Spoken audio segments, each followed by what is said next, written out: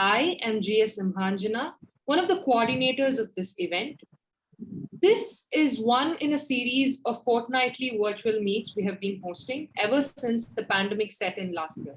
While the regular attendees of our events do not need to be told what our organization is about, kindly bear with me through a brief introduction for the sake of the new attendees, whom we are delighted to welcome. Traditionally, our country never lacked organizations celebrating our heritage in almost every sphere of human activity, be it art, literature, or politics. However, for whatever reasons, the Indian Armed Forces do not really enjoy this privilege.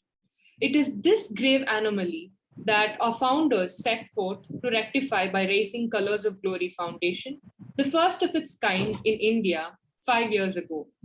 Today, we are proud to assert that we have carved a niche for ourselves, celebrating the heroism of our men and women in arms, past and present, through innumerable events, outdoor and indoor, varying from battle reenactments and commemorative marathons to documentary shows and intercollegiate military history quizzes. Our website features over 120 popular blogs. We have a pan-Indian membership base, both armed forces, veterans, and civilian gentry, and some overseas members as well. We are confident of scaling loftier heights once we see the last of COVID-19. Meanwhile, we invite all of you who are not yet members of our organization to join us in our unique mission. Please visit our website to know how to join. I am delighted to give you all a glimpse of the road we have traveled so far through this brief presentation.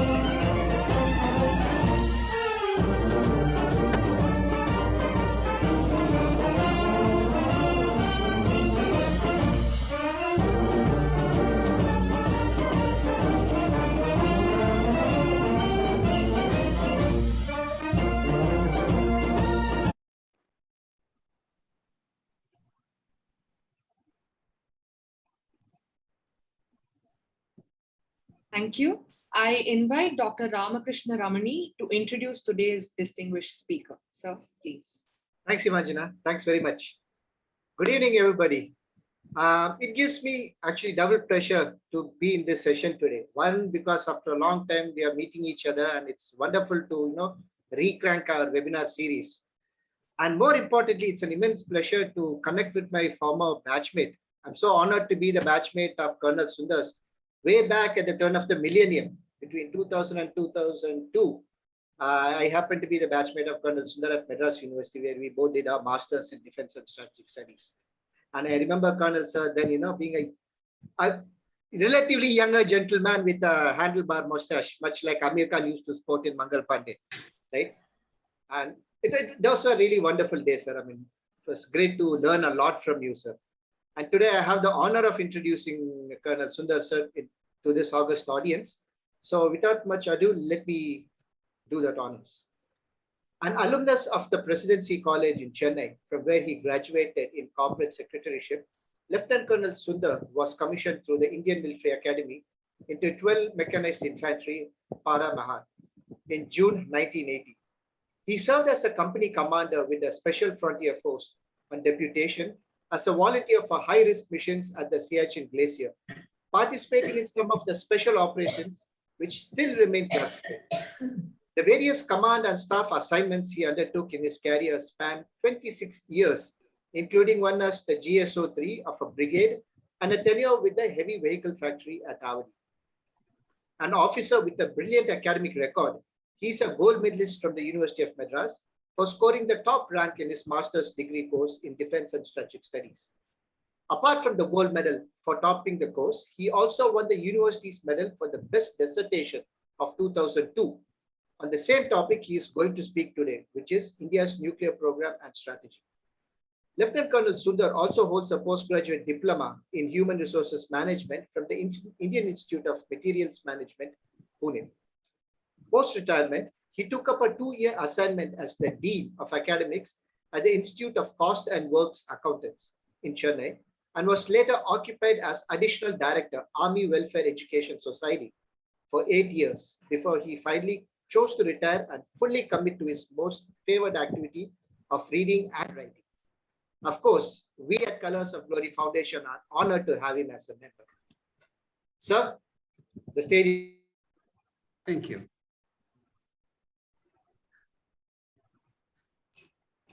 First and foremost, it's an honor to be on this forum to address such an august gathering. And I thank Captain Ramchandran for having given me this opportunity. And my classmate and very good friend, he's already told you where we met. This was at the Madras University between 2000 and 2002, where we did a master's together. And in spite of the difference in age, as far as this topic is concerned, India's nuclear program and strategy, I'll be talking with particular reference to South Asia. It may sound a dull and a state topic, but ladies and gentlemen, let me assure you, it's neither a dull nor a state topic. The world stage on which this nuclear drama is being played out, if I may call it that, is a very fascinating one. And a major portion of the actors or players are from the intelligence community. They operate out of the shadows, murky, sinister figures who encourage defections of nuclear scientists and frontline personnel in their nuclear field from one country to another. For entrapment, they use drugs and sex as a matter of routine. Assassinations with the permission of the head of the government or the top levels of government is carried out as a matter of routine. Sounds bizarre and unbelievable, doesn't it? Well, I will start off by an illustration where Mohsen Fakhrizadeh, who was the head of the Iranian's nuclear program and the top nuclear scientist, was assassinated on 27th of November last year. Before showing you an animated video of the assassination, 4 nuclear scientists in Iran have been assassinated between the year 2010 and 2012, and 1 has been previously wounded. All of this is supposed to have been done by Mossad of Israel. Israel neither confirms nor denies it, as is their fault. Now, even by assassination, even by Israel standards, this assassination was a spectacular one. The Israelis are masters in the art of assassination, top guns today, and they have brought it down to a fine art. Now, after we see the video, I will elaborate a little more upon it, going on to the video of the assassination of Mohsen Fakhrizadeh, top Iranian nuclear scientist, carried out on 27th of November last year. In case you cannot hear the audio, please let me know. I will correct it immediately. The latest details regarding the killing of Mohsen Fakhrizadeh are nothing short of astonishing. If accurate, we're speaking about a hit without a hit squad. Iran's news agency suggests the convoy in which Fakhrizadeh was traveling was forced to stop. As he left the car, shots were fired at him from a vehicle some 150 meters away. The shots fired automatically from that vehicle without the physical presence of a hit squad in the area. Seconds later, with Fakhrizadeh already dead, that vehicle exploded, probably to destroy any evidence. Who can be behind such a high-tech operation? Who else but the Mossad of Israel? A little more about this assassination, gentlemen. you saw that the bullets were fired from a static vehicle. Almost 1 ton of equipment was required to ensure that these handlers who were not there in Iran, they were sitting there somewhere outside. There was no physical presence. They had facial recognition, and Fakhrizade's wife who was sitting next to him was unarmed.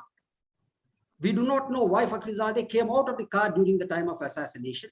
His bodyguard, to his credit, covered Fakhrizadeh with his body, but both Fakhrizadeh and his bodyguard's body was ripped to shreds and they were killed. This was the first assassination in the world carrying out an autonomous satellite operated gun, or called the robo-kill. They used facial recognition, no human beings, and the first hit in the world carried out by Mossad. So this is the dark underbelly of the nuclear scenario which is being played out. Now we're coming on to the other side.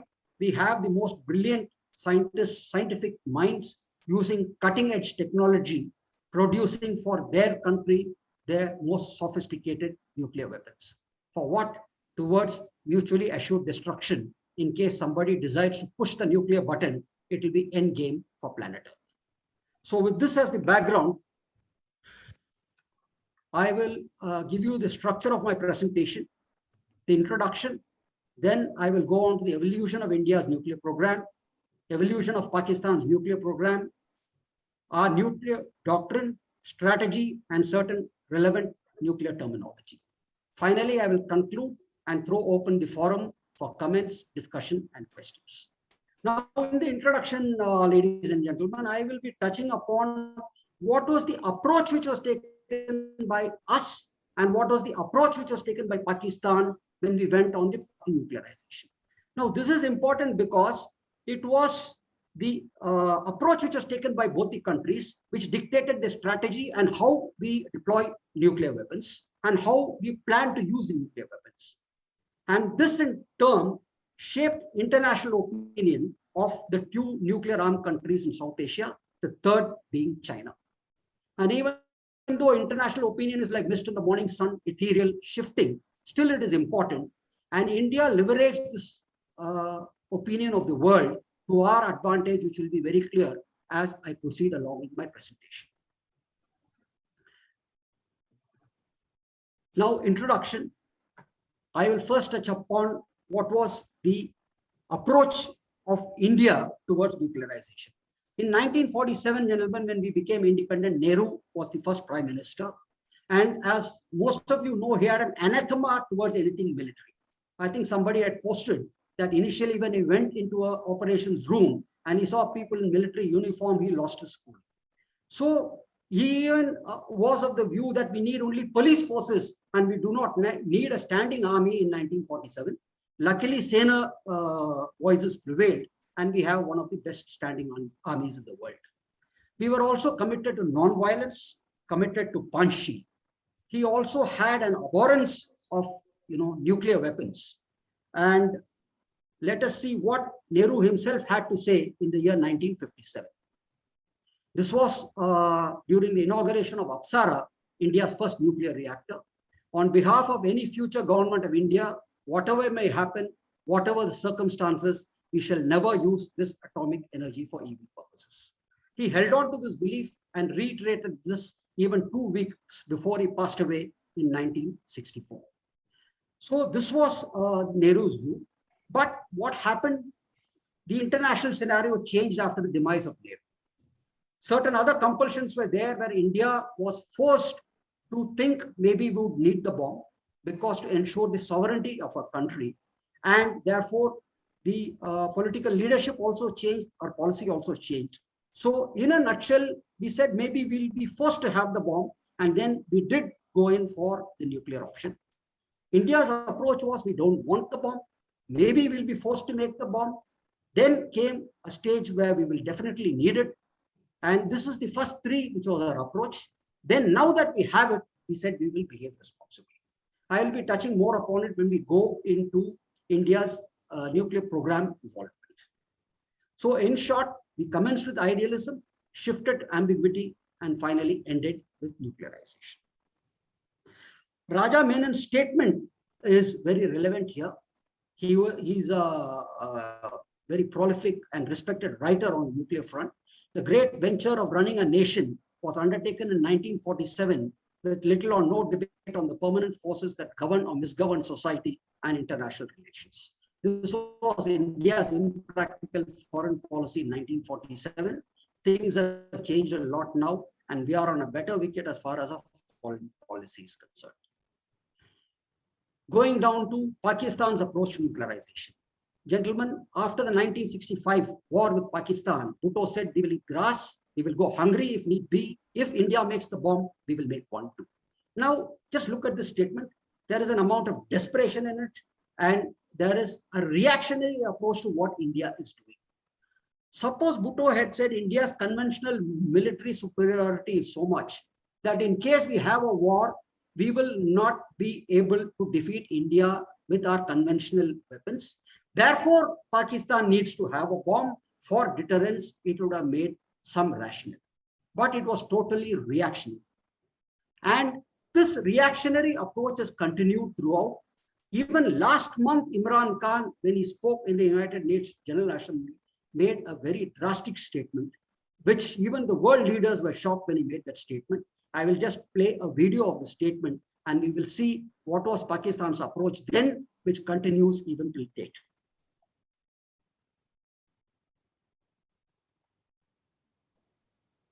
While Prime Minister Narendra Modi made no mention of Pakistan in his address at all, Pakistan Prime Minister Imran Khan, who spoke shortly after him, spoke for over half an hour in a speech that ended with references to Kashmir, and he raked up the threat of nuclear war once again, saying it will have implications beyond borders. Two nuclear-armed countries will come face to face like we came in February. And before we head in that direction, the United Nations has a responsibility. When a nuclear-armed country fights to the end, it will have consequences far beyond the borders. It will have consequences for the world, which is why I repeat I'm here. Because I'm warning you, it's not a threat. It's a fair worry. Bizarrely, Imran Khan... You heard Imran Khan speaking just last month in the United Nations General Assembly. If this was Pakistan's approach initially, it continued to be that. Now, what has happened is that the entire world looks at Pakistan as a nuclear pariah at par with Iran. The world does not trust Pakistan today, either with the safe custody of nuclear weapons or with safe custody of nuclear bomb design. So this is how the world views India today, and this is how the world views Pakistan today. With that as the introduction, While Prime Minister... Pakistan's approach, gentlemen, reactionary, desperate, not based on realism, unethical. Unethical point will be clear when I talk about Pakistan's nuclear program and how it evolved. Now I will go to the part 2 of my presentation, which is evolution of India's nuclear program. Now, coming back to Nehru again, gentlemen, for all his faults, he had a scientific bent of mind. And in the year 1947, when we became independent, he realized the importance of nuclear energy for peaceful purposes and knew that it could be used to lift India from the poverty in which it was entrenched in the year 1947. And at this point in time, he and Homi Bhabha's path crossed each other. Homi Bhabha was a very renowned nuclear physicist. And he and Homi Bhabha met, and he was very impressed by Homi Bhabha and decided to go ahead with certain programs. For ease of understanding, I have divided evolution of India's nuclear program into 4 eras. Nehru's era of abstinence, which was from 1947 to 1960, the no bombs period. The era of disenchantment, that is from 1961, Pokhran 1, which I shall call the no bombs now. Era of ambiguity and restraint from 1975 to 1996. And finally, the collapse of ambiguity in 1997, from 1997 to Pokhran 2. Now, gentlemen, I will touch upon the abstinence era, 1947 to 1960. I have already spoken about how Homi Bhabha and Nehru met. and how Nehru was impressed with Homi Bhabha's views. Certain events took place. The first was even prior to independence in 1945, the Tata Institute of Fundamental Research was set up. And the Atomic Energy Council was also set up in 1945. And in 1954, the Department of Atomic Energy, which played a very crucial role in our nuclear program, was set up. Now, what happened, gentlemen, that both the Atomic Energy Council and the Department of Atomic Energy was freed from adamant scientific bureaucracy. Homi Bhabha told Nehru, if you entangle me in this bureaucracy, I will not be able to deliver what you want. Nehru understood this and he freed this Atomic Energy Council and the Department of Atomic Energy from administrative and scientific bureaucracy. Now, what does that mean? First is recruitment was not through the UPSC.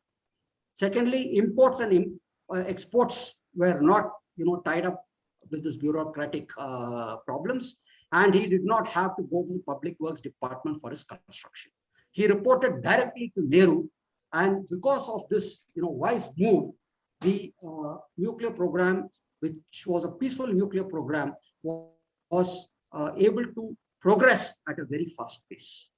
In 1950, the rare earth was established, gentlemen. We need certain fissile material, which I'll be touching upon. This was established, and under the able chairmanship of Wadia, a dynamic geologist, in 1952, we created uranium in Jharkhand, in Jadugada and Narwa Pahar. Jadugada is still the oldest mine where we mine uranium, and it is still in operation. In 1955, production commenced in the thorium plant, and 1957, Apsara, the first nuclear reactor, was commissioned. I already alluded to Nehru's speech and what he said at this point in time about us not going to use atomic energy for evil purposes. In 1958, a uranium processing plant was commissioned, and it was producing highly enriched uranium, which I will be touching upon later within a period of 3 months. Now, gentlemen, I've written note dual use.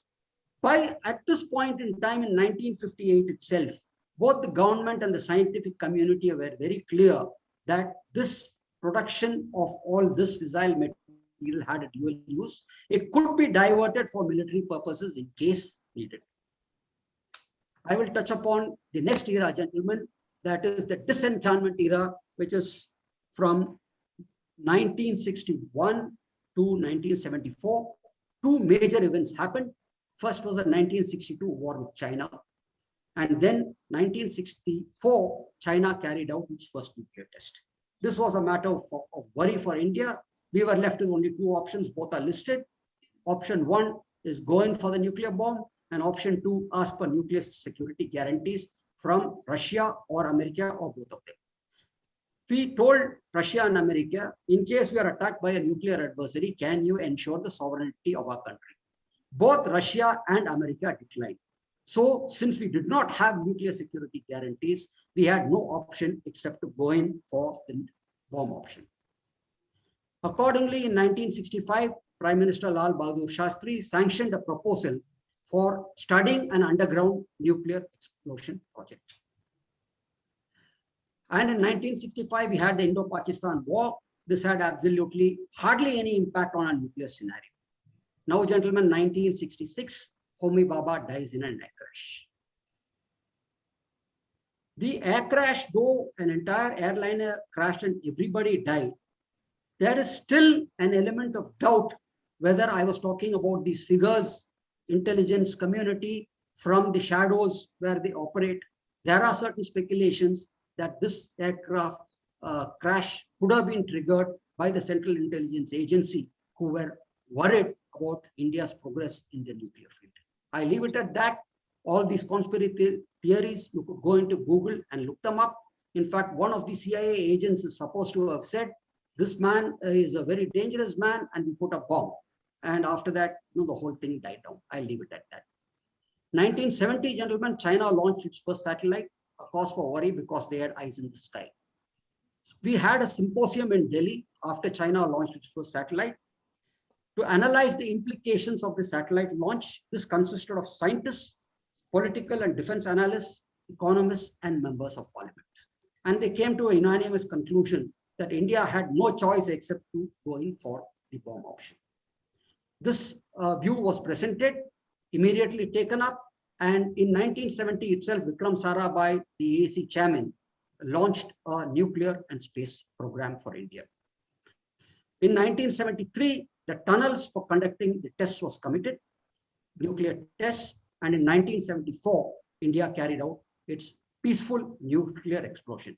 Gentlemen, there is a difference between the explosion which was carried out here in 1974 and the explosion which was carried out in 1998. That was a bomb testing. This was a peaceful nuclear explosion. Now let us see what was the reaction of the international community here, ladies and gentlemen. France congratulated us. There are the big five, the nuclear powers, we call the big five. And the other three were muted in their response. America was vitriolic and they cut off fuel to our Tarapur nuclear reactor and imposed sanctions upon us. Gentlemen, I would like to tell you at this point, which will become clear as we go along in the presentation. At every point in time, it was the United States who was putting a spoke every time India started progressing in the nuclear field. This has been a recurrent feature, and all said and done, now they are closing up to us. But as the narrative proceeds, you will realize that India had been a big thorn in, US had been a big thorn in India's flesh throughout. So what did we do when they cut off nuclear fuel? Immediately, our nuclear scientists started to commence work on Dhruva, another nuclear reactor. From 1974 to 1980, the progress was slow and steady. This was because in 1971, we had signed Indo-Soviet Friendship Treaty, and therefore we had a bulwark against China, against whom we were most worried after the 1962 war. 1979, USSR invasion of Afghanistan. Gentlemen, this is a very, very big landmark event. Because of this, I will touch upon it in detail later. Pakistan was able to leapfrog our clandestine nuclear weapons program. I will leave it at this. It was a very, very landmark event. 1983, the Integrated Missile Development Program under our late President Dr. APG Abdul Kalam commenced.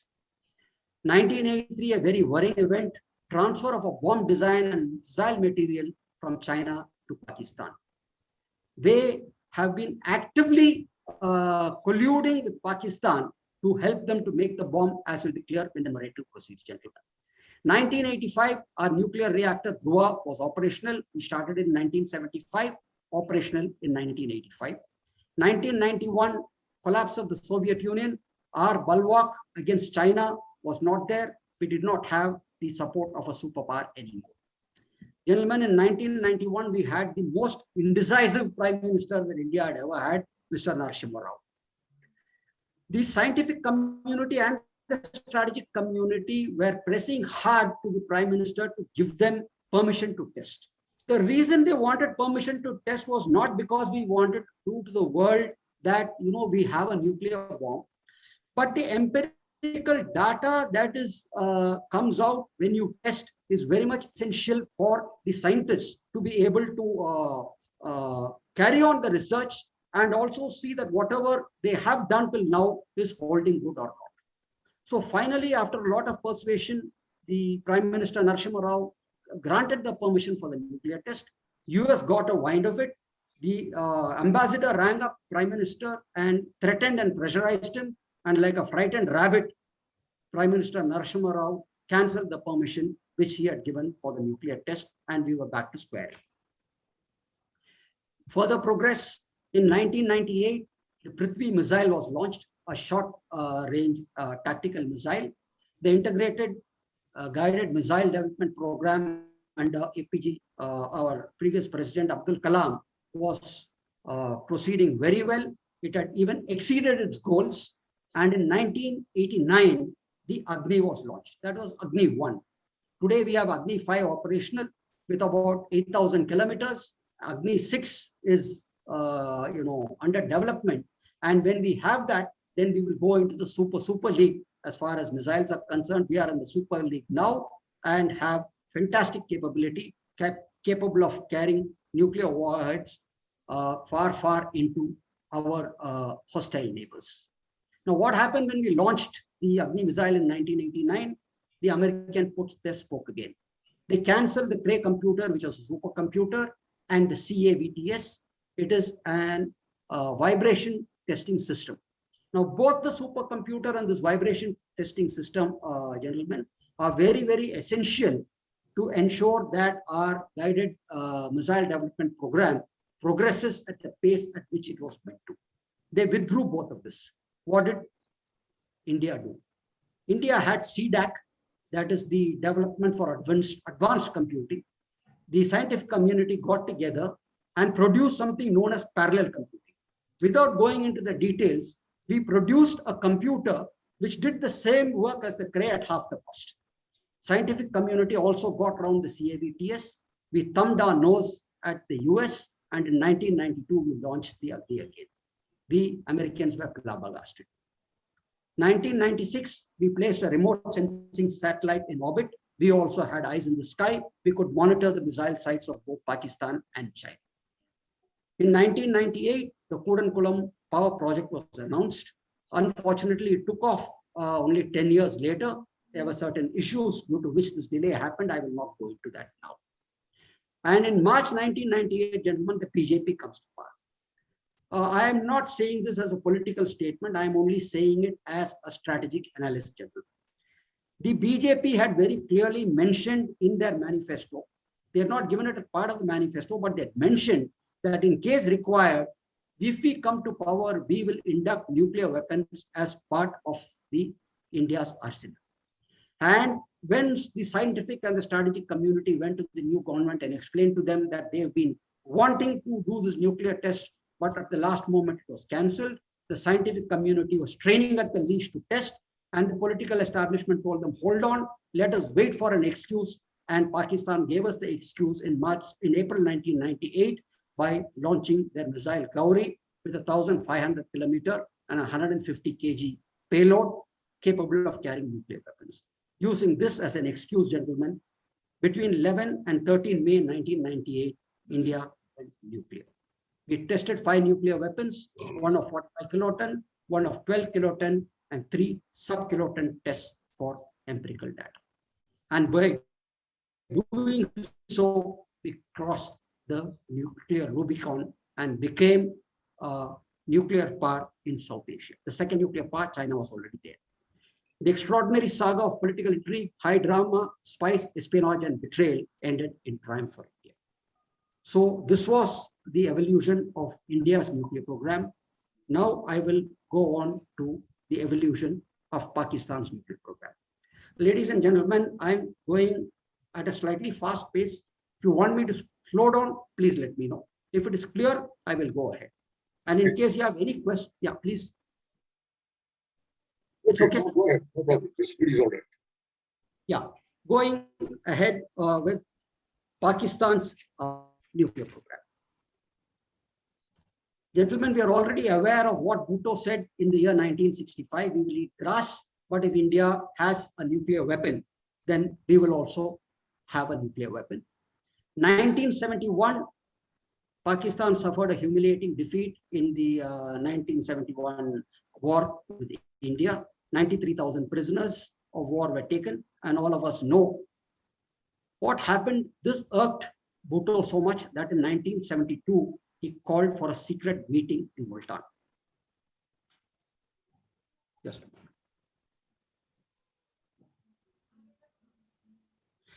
In the secret meeting, there were scientists, engineers, military officers, and bureaucrats. He made a startling statement here. He said, in 3 years, I want a nuclear bomb for Pakistan. The listeners were aghast because even the developed countries took about 5 to 7 years to make this nuclear bomb. Before I proceed further, gentlemen, there's a point that I'd like to make here, that whenever they had a meeting like this, high-ranking military officers were always present, which is not the case, was not the case, and still is not the case as far as India is concerned. There is a lack of strategic thinking and strategic inputs to the government where they have to make the foreign policy. It is very, very important to develop strategic thought and feed it to the government. Whether they accept it or not is a different question. But to keep the military out of the decision-making loop is not at all good for the future of this country. In the secret meeting, he said we will review it again. Till 1974, when it was reviewed again, there was absolutely no progress because Pakistan did not have the means. Now, I will divert a little bit into the technical side, but I will keep it as simple as possible because I am also a layman. I will explain what is the plutonium and the uranium. Plutonium is man-made. Uranium is an ore which you get out of mines. You need either plutonium or you need uranium as fissile material to make a nuclear bomb. Now, as far as plutonium is concerned, Pakistan at this point in time had a nuclear reactor which was given to them by Canada in 1960. This nuclear reactor has certain fuel rods, and the fuel rods which are used in this nuclear reactor, these fuel rods, could be used to extract plutonium. But to do this, what was needed was a reprocessing plant, meaning the nuclear reactor had spent nuclear fuel which came out, needed a nuclear processing center to ensure that you could extract plutonium. This Pakistan did not have. They shopped around in the international community for one, and none of the countries were willing to give it to them. Finally, France decided to build one for them at a cost of $300 million. US got to know of the scheme and scuttled the scheme immediately because they knew what Pakistan was up to. So on the plutonium side, they are blocked. Now coming to uranium. Production of highly enriched uranium was a very, very technical process. And in 1974, there are only 4 countries in the world who were capable of doing this. And America or the US almost had monopoly as far as uranium production is concerned. So 1974, Pakistan is stuck. Bhutto is not able to go forward. No plutonium, no uranium. Now comes the twist in the tail. I cut and go on to Dr. A.Q. Khan, the father of Pakistan's nuclear bomb. Bhutto is considered the architect of Pakistan's nuclear bomb, and A.Q. Khan, the father of Pakistan's nuclear bomb. Those of you who have been keeping track of the news would have read in the papers on 10th October, he died due to COVID in his country. Now, A.Q. Khan was born in Bhopal. Without a pie, he crossed over into Pakistan. And in 1972, he was employed as a technical translator at Urenco in a place called Almelo. Almelo is a village or a small town on the Dutch-German border.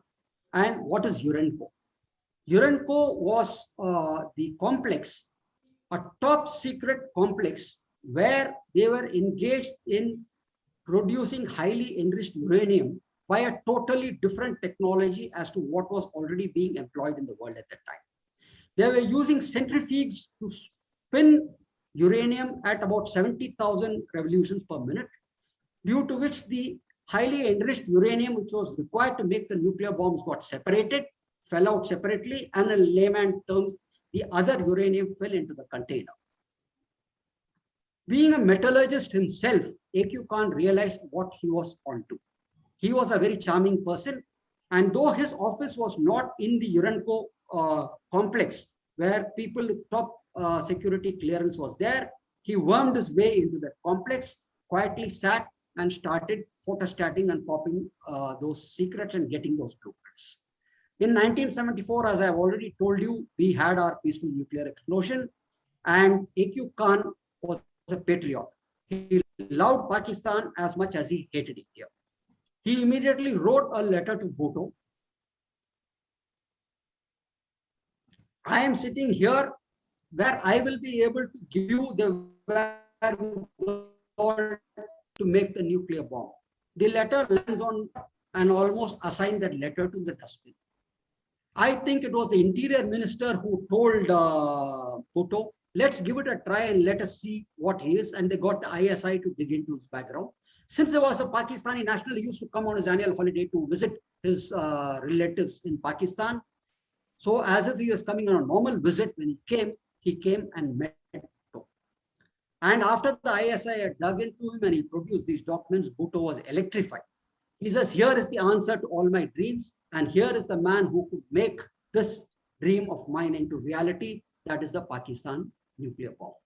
And he asks A.Q. Khan, how much more time would you take?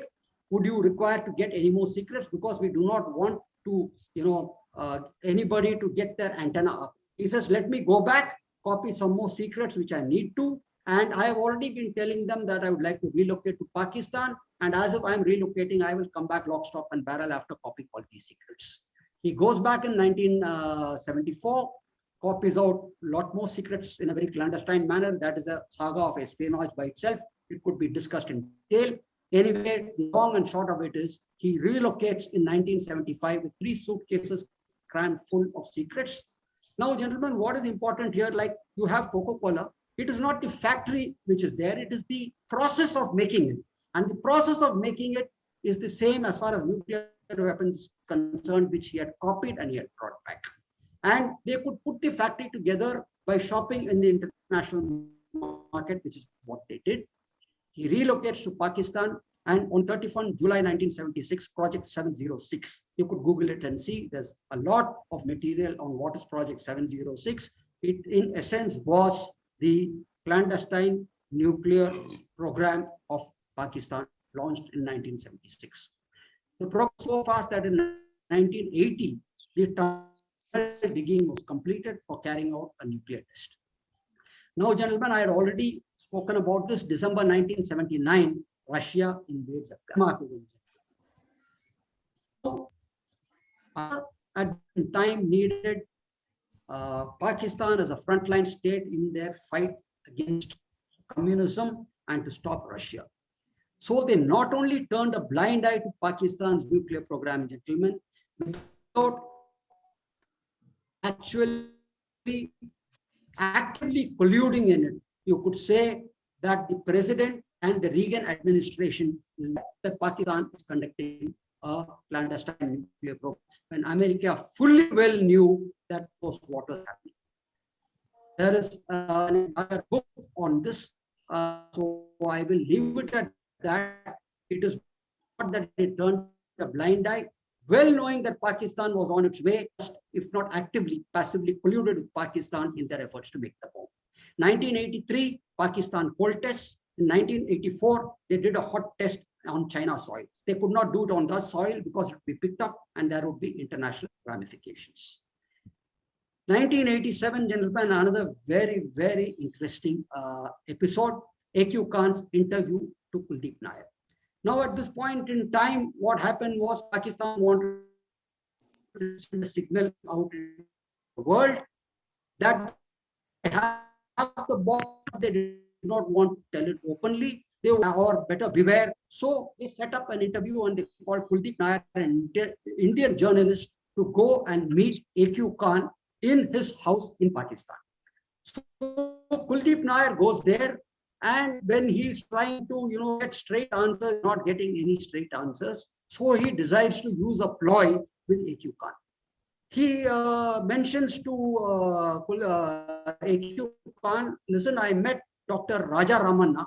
He's also one of India's top nuclear scientists at Delhi. And A.Q. Khan asked him, so what did Raja Ramanna have to tell you? He said, Raja Ramanna told me, don't go and waste your time meeting A.Q. Khan. As far as Pakistan is concerned, they and the nuclear scientists are still in the Stone Age as far as nuclear knowledge is concerned. A.Q. Khan becomes apoplectic. He turns red. He few choice epithets he gives to the Indians. And then he says, let me tell you categorically, don't attempt what you did in 1971 to us, because we have the nuclear bomb. So Kuldeep Nair again prods him and he says, but you have not tested. He says, we may not have tested, but there are other ways by which we can go ahead even without testing. And let me tell you categorically, we have the nuclear bomb. Kuldeep Nair flies back to India and tells his colleague Bhatia from the Observer that this is the interview, and openly he has admitted that he has the bomb. It is such sensitive news that they take more than 1 month to confirm that this is the truth, and then they break this news, and it is international news which rocks the world. Now, Reagan is not very amused because here they are trying to cover up that they don't have nothing about it. And here is the top nuclear scientist speaking on behalf of Pakistan saying that they have the nuclear bomb. Hot wires ring. He rings up Zia, who forces A.Q. Khan to withdraw the statement, but the damage has already been done. 1987 to 1998, gentlemen, this 1988, I would say, was a landmark period because not only India, but the world realized that Pakistan has the bomb. They waited for 10 years, and 10 days after we exploded our nuclear device, they exploded 5 nuclear devices on 22 May 1998, becoming the 3rd nuclear country in South Asia. A question may arise as to why is it that if they had the bomb in 1988, they did not explode it. Obviously, in case they had exploded it, they would come under international scrutiny. To keep the bombs in the basement was a better option. And when we exploded it, they had no option except to come out and tell the Islamic world we also have the bomb. Gentlemen, 2004, A.Q. Khan is arrested in his own country for selling nuclear secrets. This is another drama which is played out between US and Pakistan. The US had hard evidence that A.Q. Khan was selling nuclear bomb designs to the 3 countries, Libya, Iran, and the third, which they call, is the Axis of Evil. And when they presented this to Pakistan, why didn't they extradite A.Q. Khan to their country and put him on trial? The reason is very simple, gentlemen. Suppose they had extradited A.Q. Khan and he had gone on trial, and then he had got himself a good lawyer. Narcotics control bureau है जहां पे शाहरुख खान के बेटे Something is happening, sir. Some interruption in between. I'm sorry. And if he had A.Q. Khan had gone there and spilled the beans, it would have become obvious that the US was in the know of their clandestine bomb all throughout, and it would have exploded in their face. So they did the next best option. What they did was they told, keep him in Pakistan itself and make sure it doesn't open his mouth and make sure it does not go out anywhere till such time, he is alive, which is exactly what happened. 10th October 2021, A.Q. Khan dies due to COVID. So this was the evolution of Pakistan's nuclear program, and let us see what was the role of the international community. The true scandal was how illicit nuclear, it's there on the screen, and the role in it had been discovered by high-ranking US and other European officials for many years, but rather than interdict it, they worked hand in hand to cover it up. This is in an excellent book called Deception. It's a fantastic book. It's a big tome, but certainly worth reading. With that, gentlemen, I'll go on to part 4, draft nuclear doctrine. What is our nuclear strategy and certain terminology. Now, what is the draft nuclear doctrine? India's draft nuclear doctrine in relation to South Asia has been spelled out by Ashley Tellis, the high priest of nuclear writing in the Western world. India's nuclear doctrine can be seen as a system of beliefs that describes the utility of nuclear weapons to the state and identifies the manner in which these weapons will be deployed and used consistent with the purpose for which they have been acquired. I think it is self-explanatory what is our draft nuclear doctrine. So if this is our draft nuclear doctrine, gentlemen, it rests on 2 pillars. NFU, this is not the non-functional upgrade which we are all looking for. No first use and credible minimum deterrence. What is no first use? Very simple. We tell our nuclear adversary, you don't nuke us and we will not nuke you. What is the implication? If you nuke us, our riposte will be such that you as a country will cease to exist. It is endgame for you. So that is no first use. If that is one of the pillars, what do we need? It is credible minimum deterrence. What is credible minimum deterrence. This has been very beautifully spelled out by Lieutenant General B.S. Nagal, who was the commander of the Strategic Forces Command. The Strategic Forces Command is the command which holds our nuclear assets. He said, if a nuclear adversary launches its weapons on India and we take the first strike, after we take the first strike, we should be capable of retaining the following. First, the political will to retaliate. Second, our command, control and communication systems should be intact. And third, our launch systems and the payload should be such that it should deliver the requisite payload on the nuclear adversary so as to have a punitive strike on that country. He also goes on to say, what is this punitive strike? The punitive strike should be capable of doing three things again. First, it should militarily defeat that country. Economically, it should ruin that country, and it should politically decimate the country's leadership. End game for that country. So this is credible minimum deterrence. If this is credible minimum deterrence, gentlemen, then what is it that we need to have in terms of launch pads or launch systems, and what is the number of nuclear weapons will be dictated by this credible minimum deterrent. Now, coming down to credible minimum deterrent, no first use, there are only two countries in the world which have a no first use policy. One is us and the other is China. None of the other nuclear powers have no first use policy. Therefore, China is out of the equation. Therefore, in South Asia, we are talking about credible minimum deterrence. We are only talking about credible minimum deterrence against Pakistan. For this, we need a nuclear triad. What is a nuclear triad? It's a strategic nuclear force that has delivery capabilities that are simultaneously based on land, sea, and in the air. One clarification here, when I say sea, or it means under the sea, that is submarines, nuclear submarines capable of launching nuclear missiles. On the same forum, we had a submariner giving us a very, very interesting talk. I think it was about 2 months back, and a little more in case explanation is required. We could have it from him at the end of the talk. Very simple to say that the submarine arm is the arm which is most important because it is least likely to be detected and least likely to be destroyed by a nuclear adversary. By the simple fact, it can remain undetected for long periods of time underwater. And when you launch from underwater, they do not know what is going to hit them and when it is going to hit them. Therefore, the nuclear triad is very, very important as far as survivability is concerned. When I did my dissertation in 2002, gentlemen, my prediction was that India will not go in for a nuclear triad. One, because of international opinion. And second, the cost factor. And third, we do not have the political will. But we have gone in for a nuclear triad. Let us see in the next slide. In this, gentlemen, you see, even amongst the big five, there are only 3 countries which have a nuclear triad: United States, Russia, and China.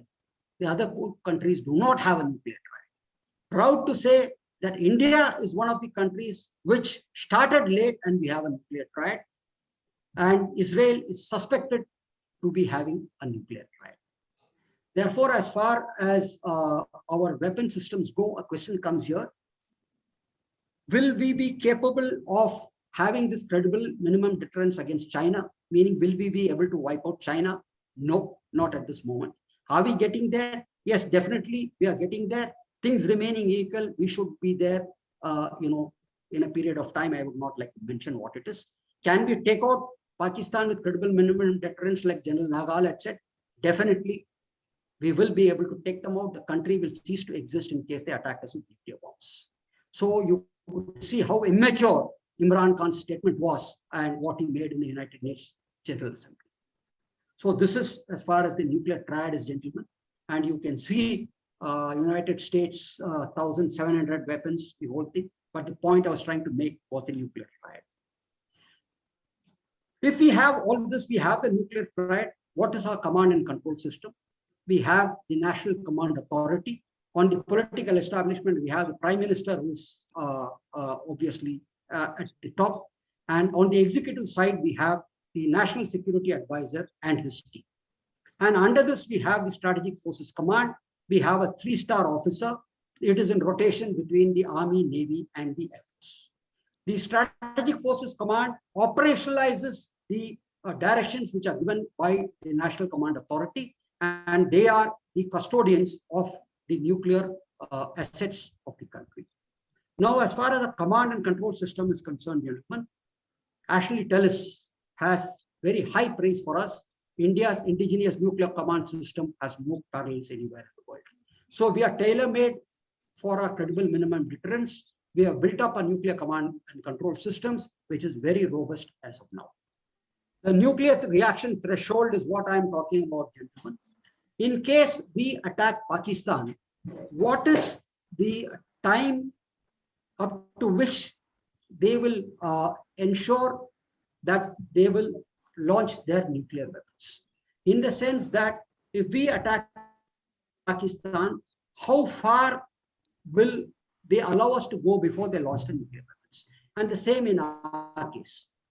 When Kargil happened, ladies and gentlemen, Musharraf was under the mistaken impression that we will not go there to evict them from the Kargil heights because they had nuclear bombs. And he was totally mistaken when he threw them out of Kargil. Of course, we had the diplomatic support at that particular point in time. What the nuclear reaction threshold is very clearly spelled out. The Kargil crisis and Balakot episode have demonstrated that the subcontinental nuclear threshold lies territorially in the heartland of both countries and not on the ceasefire line. I think this is very clear. And I come to part 5, which is the conclusion. Where does India stand today as far as the nuclear scenario is concerned?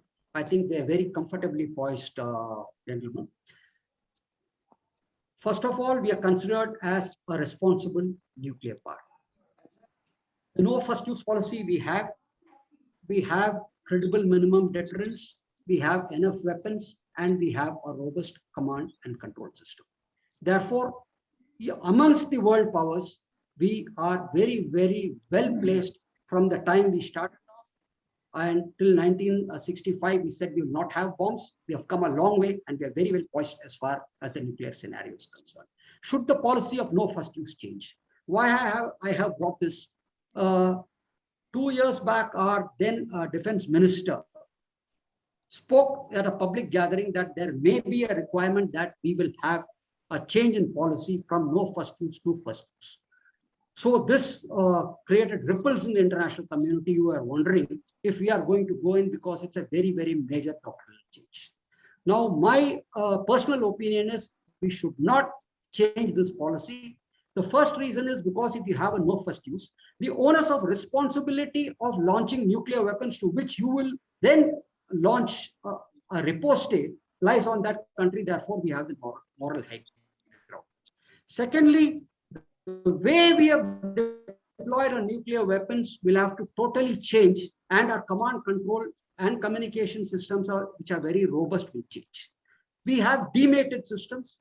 The nuclear launch pads at one place, the core at the other place, and it is only when required that they all come together. The DRDO holds one, the Strategic Forces Command holds one, and the nuclear launch codes are with the political establishment. So this is how it is. In case we change, there will be a big cost factor. Therefore, we should not change, because China and us, both of us have no first use. There is no requirement to change. What are India's challenges today? In a nutshell, gentlemen, the Corps Commanders talks have failed. China is in Arunachal Pradesh and in the other places, they are making noises. Their economy is not too good. Fantasia has defaulted. And whenever something like this happens and Xi Jinping is facing a problem, they try and divert it by some aggressive action. It may be against us, it may be against China. Either way, we should be prepared. As far as Pakistan is concerned, a different set of terrorism is being done. Unarmed people are being killed. They are trying to link the farmers' agitation with the Khalistanis, and they think that by coercing to the Taliban, they've got their mojo back. They will realize that they've got a tiger by the tail. Therefore, in this particular challenges which India is facing, our nuclear robust policy and the weaponry that we built up will stand us in good stead if the push comes to the shove. Now, gentlemen, this is the analytical part which I had done with the mind.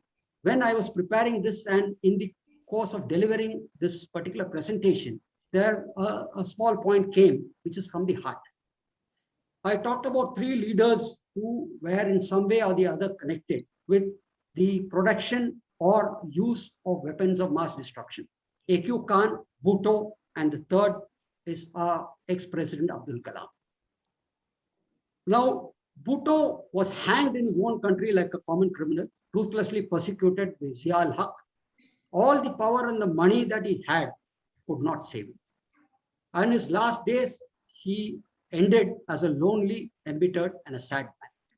A.Q. Khan sacrificed his whole life for the country, very decorated scientist, betrayed by his own country, put under house arrest, and also his last 6 years were very, very miserable.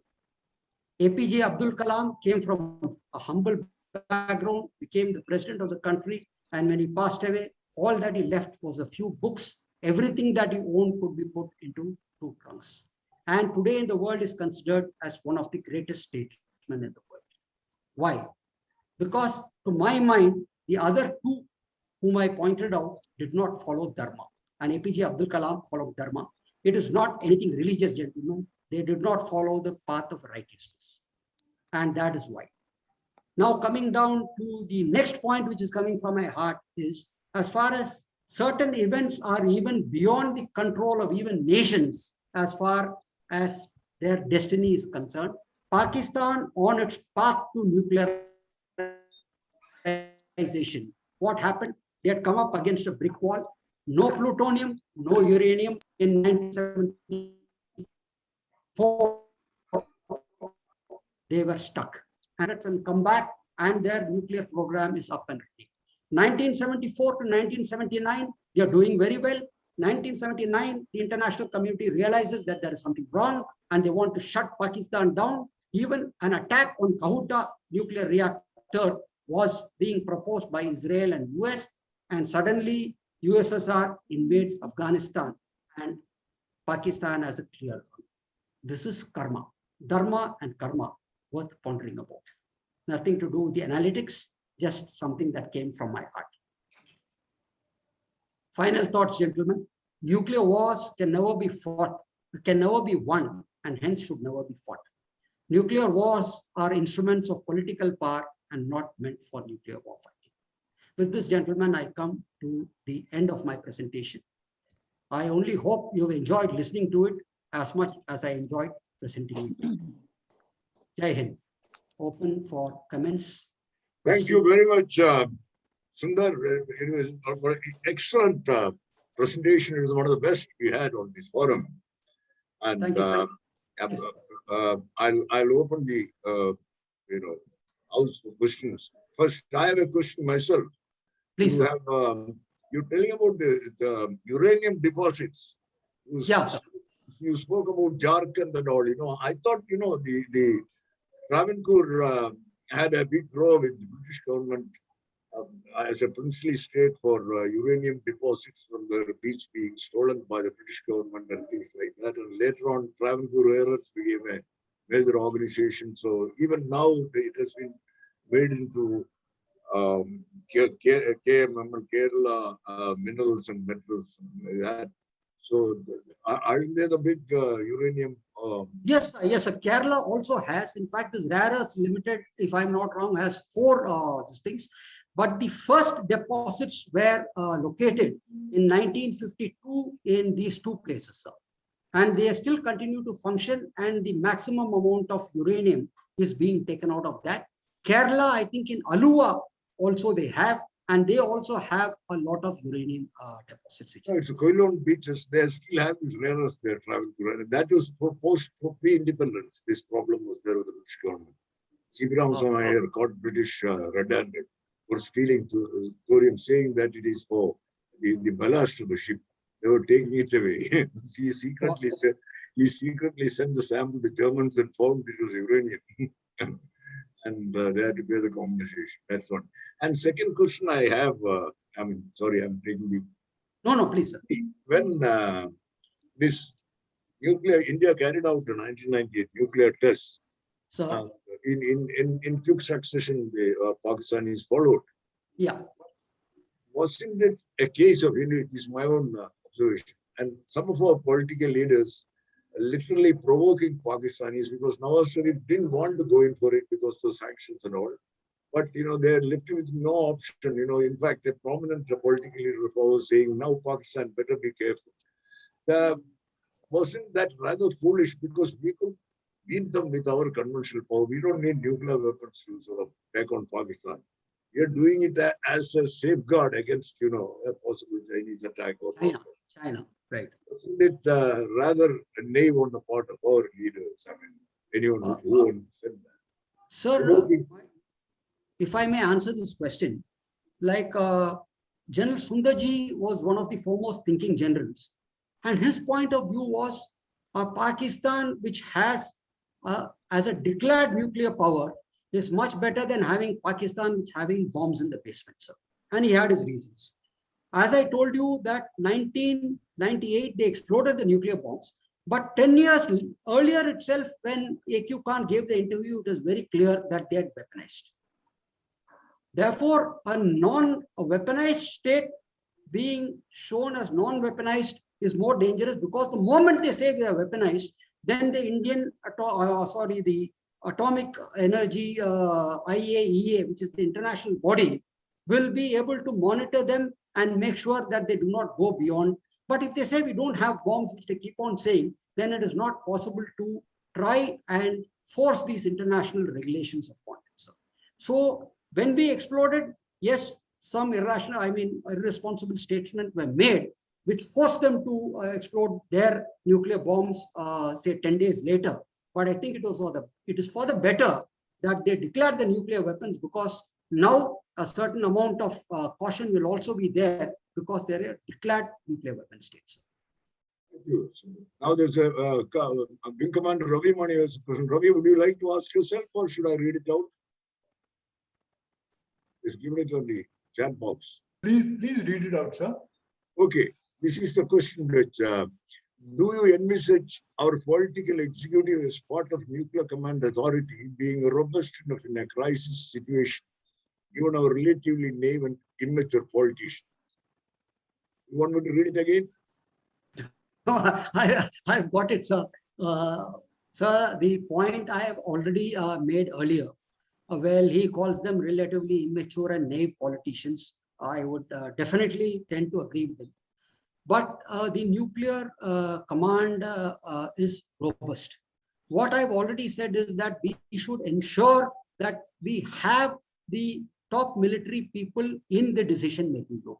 The first step that has already been taken is the establishment of the Chief of Defense Staff.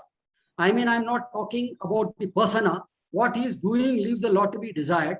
But as an institution, the CDS has been instituted, and therefore he should be the one-point advisor and be consulted on these decision-making things. Slowly, we should get the military into the decision-making group.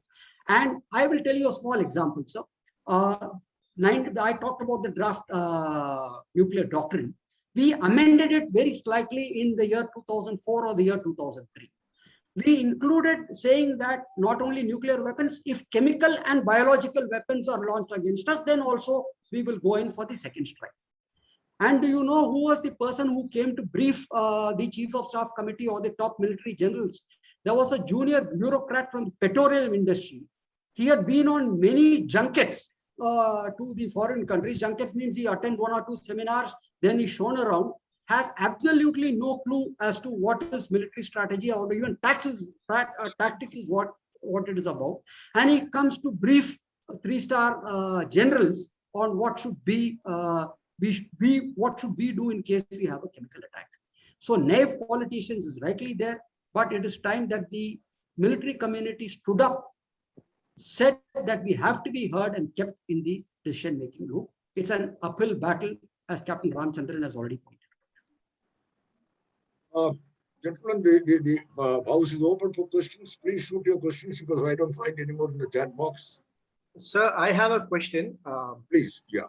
So you, in your slide, you had mentioned that Israel has a suspect nuclear triad. Now, as far as I know, Israel has about 5 conventional submarines, probably AIP powered. But Yes. how would that constitute triads? Are these conventional submarines capable? See, this is only speculative. That is what I said. It is only speculative. I've taken it from the Wikipedia. And I've also seen, and Israel by itself has not even declared itself as a nuclear power. If you see in that slide, 5 are declared states, then 3 of them, that is China, India. Israel still does speculated that they have it. How far it is there, I would not be able to positively comment upon. But by being so ambiguous, I think they are putting themselves in the most dangerous situation, because one, we are talking of a possible triad that that the state has, Israeli state has.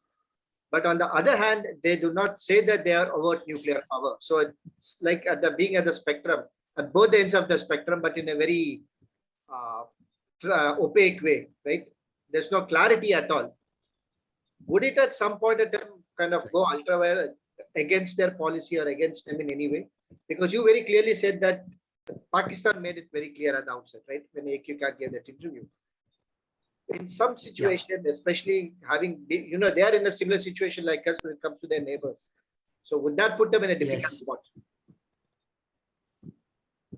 See, as far as Israel is concerned, I think being opaque has been their state policy, and they continue to follow it.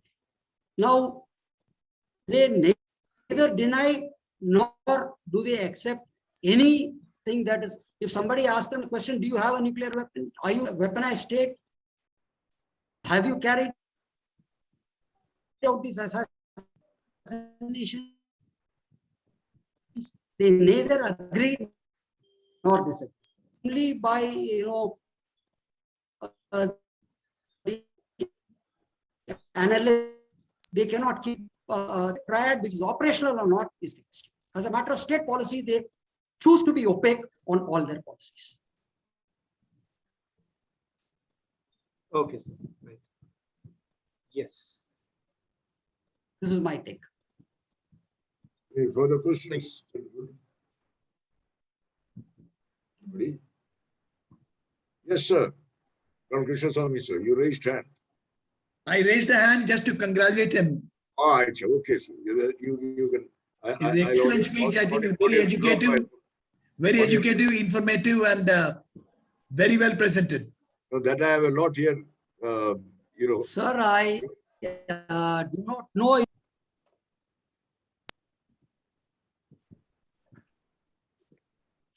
sir, I do not know if General Anbu has joined us. In case he has, then what is the situation as far as China is concerned, though it is not related directly to the topic?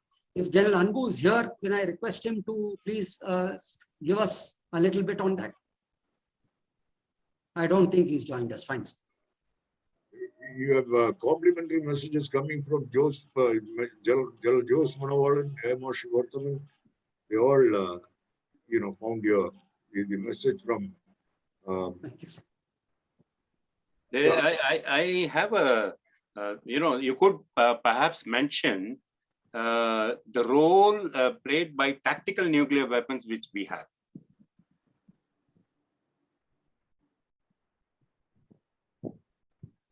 I think he's gone off.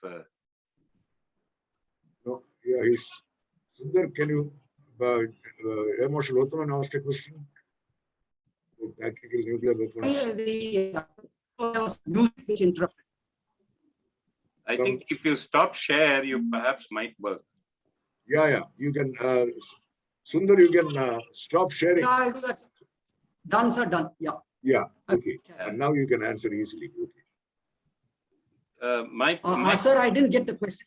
Yeah, my question is that, we always, when we visualize a nuclear warfare, we look at catastrophic annihilation of when you use nuclear weapons. But both countries, both Pakistan and India, have gone in for small caliber tactical nuclear weapons. Very true, sir. which does not have, which perhaps is influences an area of something like maybe 50 square kilometers or something like that. So this could be a possibility of using tactical nuclear weapons instead of going into these heavy caliber nuclear weapons. Sir, tactical nuclear weapons, yes, that the use of tactical nuclear weapons has already been considered. That is in case of an armored division which is advancing or something, and they want to take out their entire armored division in its concentration area or something, tactical nuclear weapons can be used. But India's policy is, irrespective of whether it is a tactical nuclear weapon or a nuclear weapon which has been launched into the heartland, our riposte would be the same. So while we can use tactical nuclear weapons on the tactical nuclear battlefield and try and limit it to that 100 or odd square kilometers, as far as Indian policy is concerned, in case Pakistan uses a tactical nuclear weapon, as per our nuclear doctrine, we will go in for the launch to wipe them out totally. While the use of tactical weapons, nuclear weapons has been considered, I don't think that the option would be exercised by a nuclear adversary to us in view of what we have stated in our nuclear doctrine. And we exercise the option to go ahead with the full riposte. Whether we do it or not would depend entirely on the circumstances prevailing at that point in time. I was under the impression the NFU does not apply there. NFU does not apply in the sense no first use, that you are saying that we will. Yeah, for small caliber tactical nuclear weapons. So if they launch a tactical nuclear weapon against us, we do not have the right to respond in full spectrum, is what you're saying, sir? No, we can also, that's what I'm saying, no first use. I don't think no first use applies for India to use a tactical nuclear weapon. You need to say nuclear weapon against a nuclear adversary first, you're saying, sir? Yes. I don't think that it is factored into us, because the no first use means no nuclear weapon, whether it is of whatever is the caliber. Nuclear weapons, they do not mean that it has to be of payload. Any weapon which is a nuclear weapon, even if it's a tactical nuclear weapon, we have said we will not use. And if an adversary uses, we reserve the right to respond in full spectrum. This is our stand. Thank you, Colonel Sundar. How much is the, in case of a first strike by the enemy, how much is our reaction time? Have they worked out anything like that? How much time it will take for us to? Sir, it is only by, it is highly classified where we have the weapons and whether it is going to be. And the other question that is being asked is that in case they strike a center like Delhi, and I mean, very, what do you call, theoretical scenario, the Prime Minister is also taken out, then where does the command and control devolve after that? Where should we have the command post and the alternate national command post? How robust are our communication systems? All these are ongoing questions, sir. And only a detailed study into that we will be able to say. But suffice to say, sir, after we've taken the strike, your question is how long will we take to launch back? Between 30 minutes to an hour, our bombs should be away. Yeah, yes. Because I remember attending a talk by an American. He was saying, in a scenario like ours, we need something like, a reaction time of 24 hours. I said, what do you mean? I mean, they can first strike, they will also do third strike by the time. So it's what he means by, may I say 24 hours, that is in case we are in a totally cold state, unprepared, as we are and suddenly he launches, which is very, very unlikely, because what happens in a scenario like this, we would have already picked up, like it happened during the Kargil episode, when, we had already moved some of our nuclear assets, then command and control systems, the mating of the nuclear warheads to the launch systems would have taken place. And the only thing that would finally be required is the nuclear ports to launch the weapons. But if in a total cold thing, when we have absolutely no warning or any intelligence, this thing, and he suddenly launches, then that time. But otherwise, if you are, I don't think I don't think a realistic system. In my thing, in case we are prepared, within a matter of about 90 minutes, the bomb should be. Thank you. So any more questions, ladies and gentlemen? Well, no more. Thank you very much once again. I have no questions, but I would like to congratulate Sundar for an excellent talk.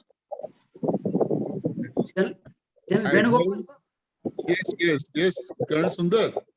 Sir, Venu was my teacher when I was his G3, sir, and he was in the thick of it when we were having the reorganized Plains Infantry Division, and he has also kindly consented to join us. Thank you, Venu. Exactly. After almost 32 years, I am hearing you speak so well. I didn't have the opportunity to listen to you in between. But I remember you give a talk in Bikaner in 1989. It's equally forceful even today. And congratulations for the research and the talk. Even a layman can understand the nuclear warfare so well after listening to you. Congratulations, Sundar. All the best. Honored. Yeah, one I missed out in the chat. There's one question coming from Mr. Rohit. Could you kindly name the book by Ashley Tellis you showed? You mentioned Ashley Tellis. He wants to know the name, the title of the book. Name of the book. India's